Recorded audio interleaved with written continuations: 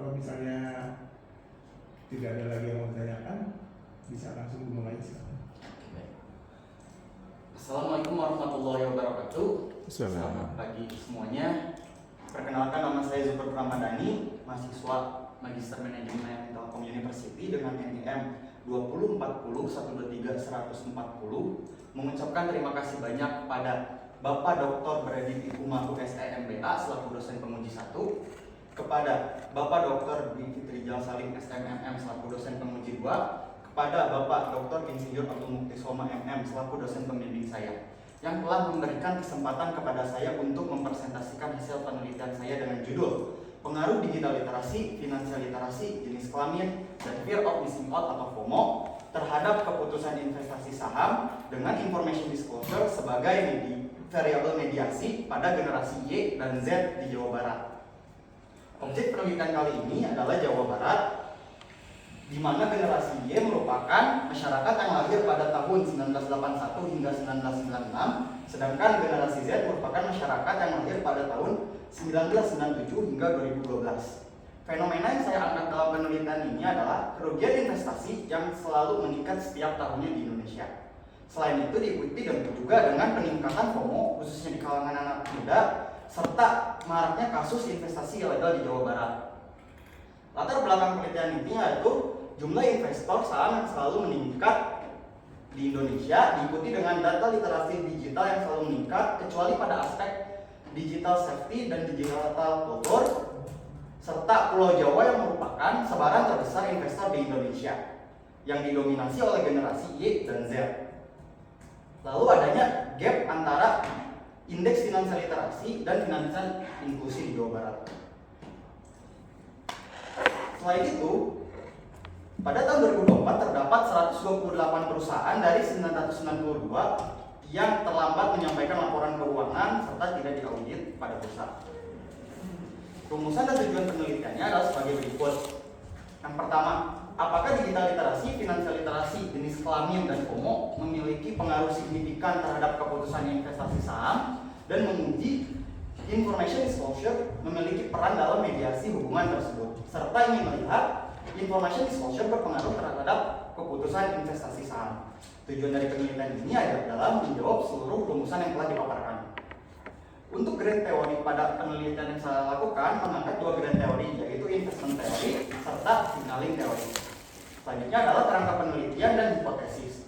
Untuk hipotesis pertama, digital literasi memiliki pengaruh signifikan terhadap keputusan investasi saham.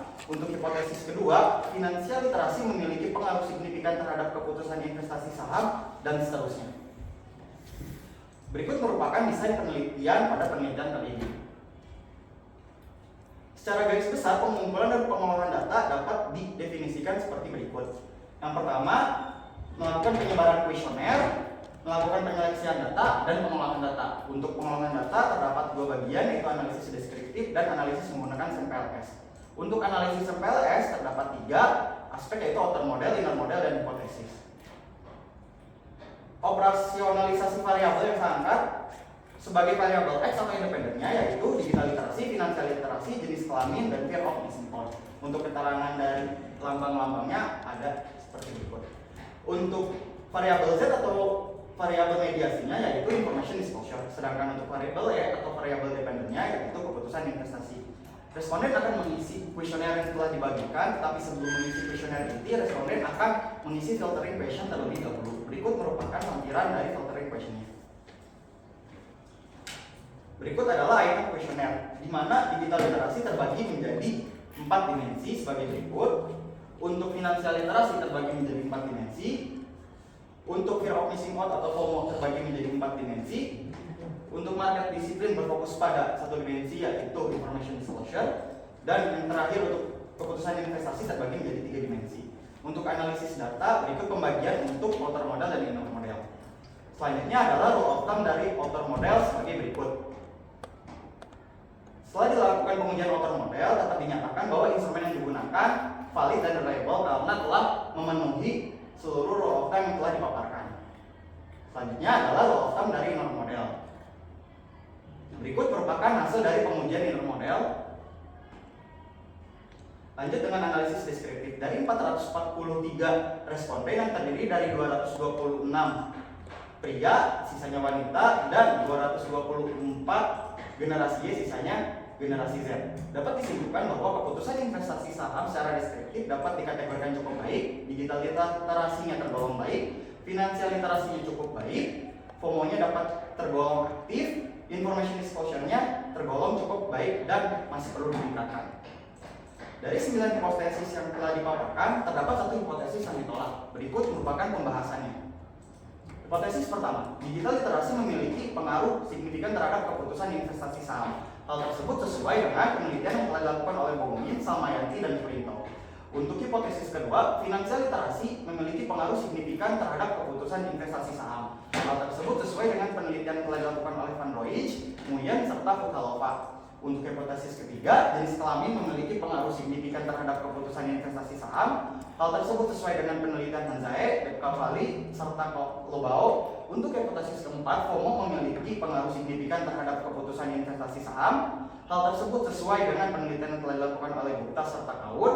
Untuk hipotesis kelima, information disclosure tidak berperan memediasi pengaruh digital literasi terhadap keputusan investasi saham. Hal tersebut sesuai dengan penelitian saya yang menyatakan bahwa pengungkapan informasi tidak selalu serta-merta mempengaruhi keputusan investasi bagi individu yang memiliki tingkat literasi digital tinggi, dan hal tersebut juga sesuai dengan analisa deskriptif yang telah dilakukan. Untuk hipotesis ke-6, information disclosure berperan memediasi pengaruh finansial literasi terhadap keputusan investasi saham. Hal tersebut sesuai dengan penelitian Suma dan Widyasuti pada tahun 2003. Untuk hipotesis ke-7, information disclosure berperan memediasi keputusan jenis kelamin terhadap keputusan investasi saham. Hal tersebut sesuai dengan penelitian Karnas dan Barbar. Untuk hipotesis ke-8, information disclosure berperan memediasi pengaruh FOMO terhadap keputusan investasi saham sesuai dengan penelitian Grumor serta Saputri. Dan untuk yang terakhir, information disclosure memiliki pengaruh signifikan terhadap keputusan investasi saham. Hal tersebut sesuai dengan penelitian kuliah dan Rokobuli yang menyatakan bahwa informasi disclosure memiliki pengaruh terhadap keputusan investasi. Kesimpulan dari penelitian ini adalah digital literasi, finansial literasi, jenis kelamin, dan FOMO memiliki pengaruh signifikan terhadap keputusan investasi saham. Semuanya memiliki pengaruh hubungan positif kecuali pada finansial literasi. Hal tersebut bisa dikarenakan kehati-hatian para responden atau investor serta adanya hubungan antara tingkat pendapatan dengan